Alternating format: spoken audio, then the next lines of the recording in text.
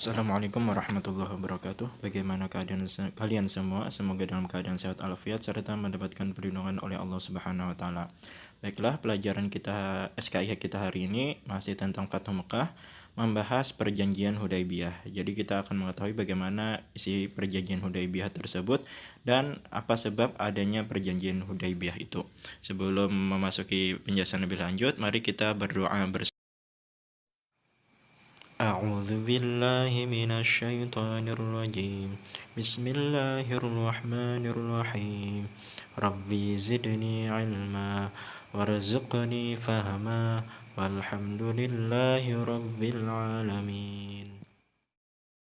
Nah, jadi di dalam Fathu Makkah itu ada kesepakatan dalam perjanjian Hudaybiyah. Setelah Rasulullah SAW dan Suhail menyepakati perjanjian damai itu, Rasulullah memanggil Ali bin Abi Thalib untuk menulis isi perjanjian tersebut dan untuk ditandatangani oleh kedua belah pihak.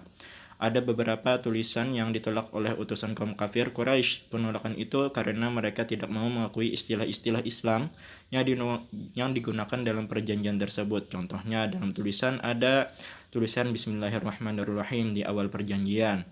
Kemudian lagi mereka meminta agar tulisan diubah menjadi Bismika Allahumma, nama Muhammad Rasulullah harus diganti dengan Muhammad bin Abdullah, yang mana mereka apabila ditulis dengan Muhammad Rasulullah sama saja mereka mengakui bahwa Nabi Muhammad itu utusan Allah, tapi mereka maunya Muhammad itu anak Abdullah itu saja.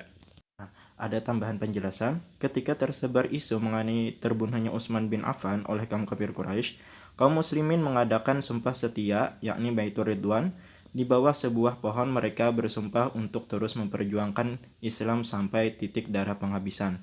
Peristiwa tersebut menyebabkan turunnya surah Al-Fath ayat 18 yang artinya sebagai berikut.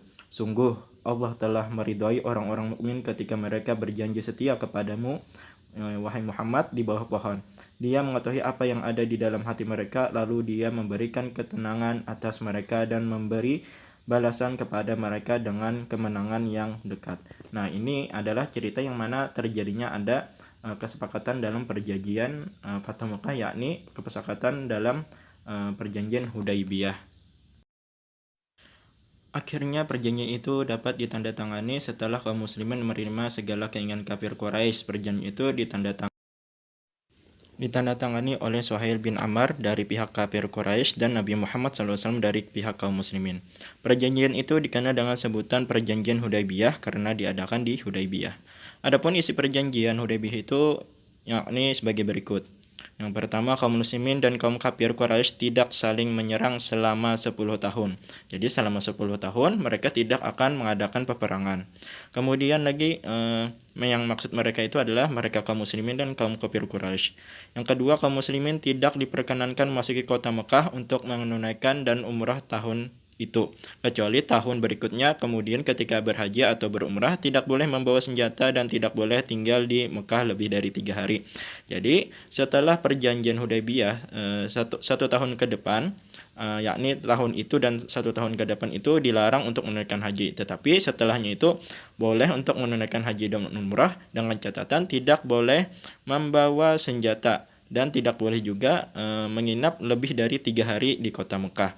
Kemudian lagi yang ketiga, kaum kafir Quraisy yang datang melarikan diri kepada Nabi Muhammad bin Abdullah dikembalikan. Namun jika kaum muslimin yang datang ke kaum kafir Quraisy tidak dikembalikan. Nah, jadi misalkan ada kafir Quraisy yang dari Mekah berlindung kepada Nabi Muhammad SAW atau melarikan kepada Nabi Muhammad SAW, maka wajib Nabi Muhammad SAW mengembalikan kafir Quraisy tersebut ke kota Mekah. Sebaliknya, apabila ada kaum dari Rasulullah SAW lari ke kota Mekah, maka kafir Quraisy akan menahan mereka. Nah, itu kemungkinan sebenarnya sangat terlihat tidak adil kan, tapi Rasulullah tetap menerima agar perdamaian tetap berjalan. Dari isi perjanjian Hudaybiyah tersebut mungkin sampai di sini saja pelajaran SKI kita tentang perjanjian Hudaybiyah, yang mana di dalam perjanjian ini adalah agar Rasulullah SAW melakukannya agar terjalinnya perdamaian antara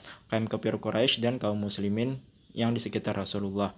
Yang mana sebenarnya di dalam perjanjian Hudaybiyah ini lebih mendominan, lebih diuntungkan kepada kafir Quraisy. Tetapi Rasulullah SAW tetap melaksanakan agar perdamaian tetap terjaga. Bentuk kasih sayang Rasulullah SAW terhadap kaum sekitar atau kaum manusia. Nah, semoga bermanfaat. Nanti kita lanjutkan lagi membahas isi perjanjian Hudaybiyah tersebut. Babak tutup, subhanakallah bihamdika asyhadu an la ilaha illa anta astaghfiruka wa atubu ilaik. Wassalamualaikum warahmatullahi wabarakatuh.